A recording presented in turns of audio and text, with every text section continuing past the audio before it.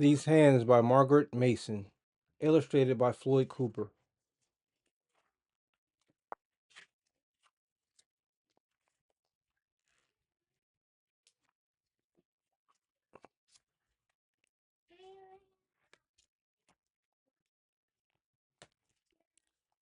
Look at these hands, Joseph. Did you know these hands used to tie a triple bowline knot in 3 seconds flat? Well, I can still help a young fellow learn to tie his shoes. Yes, I can.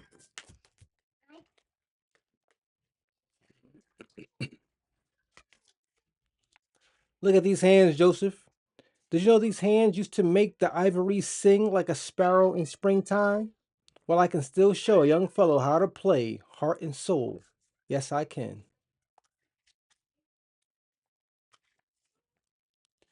Look at these hands, Joseph. Did you know these hands used to pluck the ace of spades right out of thin air? Well, I can still teach a young fellow how to do a waterfall shuffle. Yes, I can. Look at these hands, Joseph. Did you know these hands used to throw a curveball faster than a dive bombing honeybee? Well, I can still help a young fellow learn to hit a line drive. Yes, I can. Look at these hands, Joseph.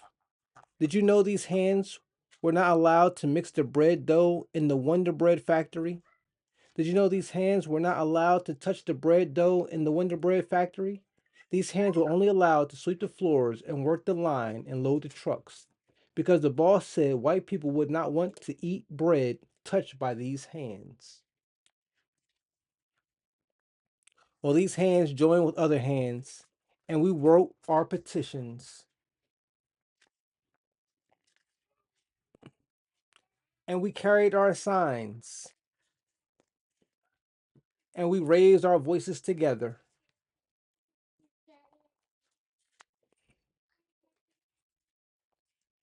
Now any hands can mix the bread dough, no matter their color. Now any hands can touch the bread dough, no matter their color. Yes, they can. Look at these hands, Grandpa. These hands used to not be able to tie a shoe,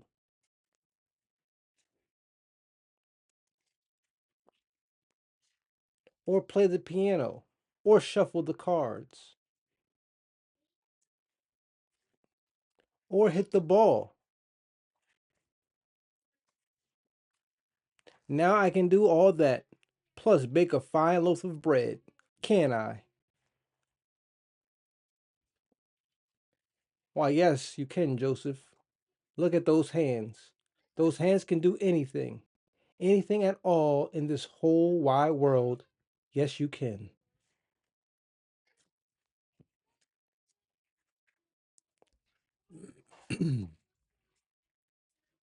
Author's note. Not long ago, during the 1950s and early 1960s, the African American workers at the Wonder Bread, Ari, and Tasty Bakery factories were allowed to sweep the floors, load the trucks, and fix the machines, but they were not allowed to work as bread dough mixers or bread dough handlers. I learned this history from Joe Barrett, an old friend and leader of one of the bakery labor unions, which are groups of workers that join together to fight for fair treatment in their jobs. Joe told me the story one evening as we were driving to a Detroit Pistons basketball game, and I can still picture his hands gesturing and trembling in the crisscrossing glow of headlights. My husband, who is a labor union attorney, has also heard bakery union members talk many times over the years about these unwritten rules for African American workers. A lot of what we know about how people were treated in the past comes through the retelling of stories like Joe's or oral history. Fellow Michigan author Jane Alicia Elster remembers her mother telling her that African American women were not allowed to try on the hats in Hudson's department store.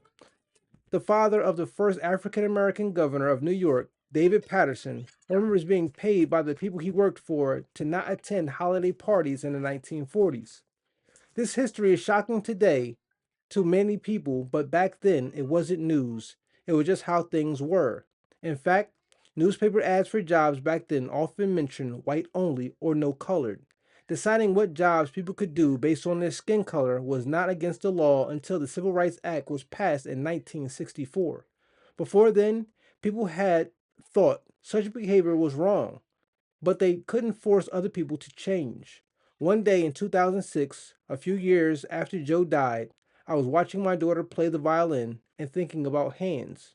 I thought of Joe's hands and also of his heart, and I wrote down the story.